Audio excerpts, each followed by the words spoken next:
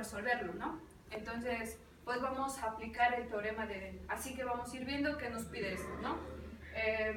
El teorema de Den primero nos pide un conjunto que está formado por los ángulos diedros internos de nuestro poliedro A y nuestro poliedro B. Entonces, no, voy a escribir. A ver, por aquí. ¿Podría regresar unas diapositivas? Hay una que me mandaron todo el día. Tal vez mejor al final, donde... Ay, no vean eso, es sorpresa. Ya. Ajá. Entonces, nos pide un conjunto. ¿Ok?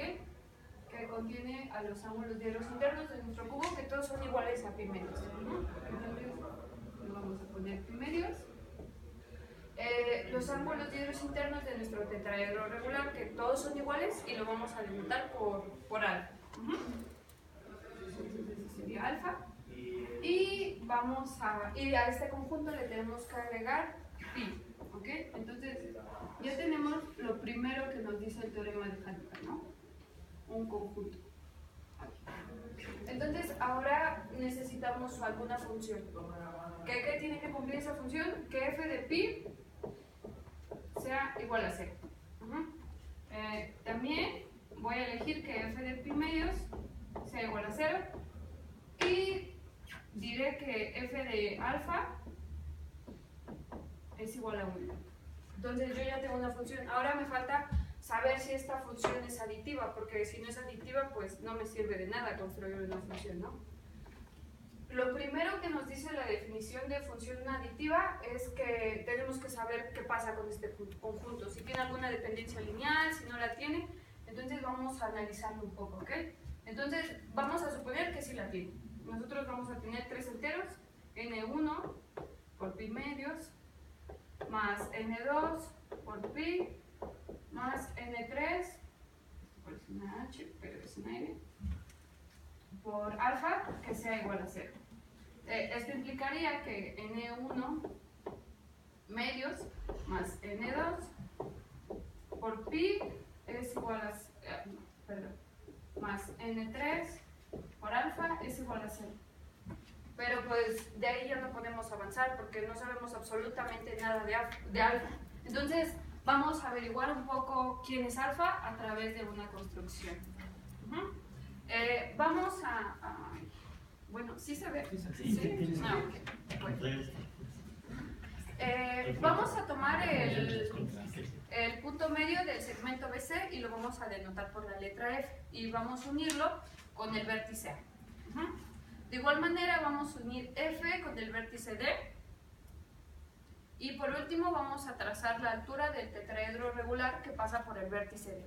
¿Okay? Entonces aquí utilizando algunas propiedades de geometría que vamos a darlas por hecho, es que AF es una mediana, DF también es una mediana y por último, en donde corta el punto E es el centroide del triángulo equilátero ABC. Entonces, ahora vamos a revisar un triángulo, ¿sí? Nos vamos a fijar en el triángulo DEF, el cual es un triángulo rectángulo. Entonces, podemos ver que este es un ángulo diedro interno. Lo vamos a llamar alfa, como lo hemos estado denotando, ¿no? Y, pues, eso dejémoslo ahí. Entonces, como E es el centroide del triángulo equilátero, tenemos que es un tercio del segmento AF. El segmento EF es un tercio del segmento AF. Igual por propiedades de triángulos y todo eso, ¿ok? Además, como AF y DF son medianas, son iguales, porque todos nuestros triángulos son iguales, ¿no? Entonces tenemos eso. Y pues sustituyendo a F tendremos esto, ¿no? Que F sobre DF es igual a un tercio, ¿ok? Entonces eso vamos a dejarlo ahí un momento y ahora vamos a analizar quién es el coseno de nuestro ángulo alfa. Entonces por propiedades de trigonometría nosotros sabemos que el coseno de alfa es igual al cateto adyacente que es EF sobre la hipotenusa que es DF, ¿no? Entonces tendríamos esto, pero nosotros ya sabemos quién es EF y DF que es igual a un tercio.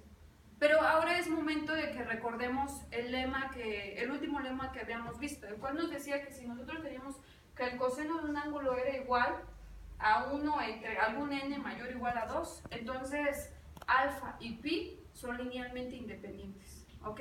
Entonces ya con eso estamos como que podemos volver ya a todo lo que tenemos, porque tenemos que para que esto se cumpla, N3 tiene que ser igual a 0 y N1 sobre N2 más N2 tiene que ser igual a 0. Esa es son las únicas dependencias lineales que pueden existir.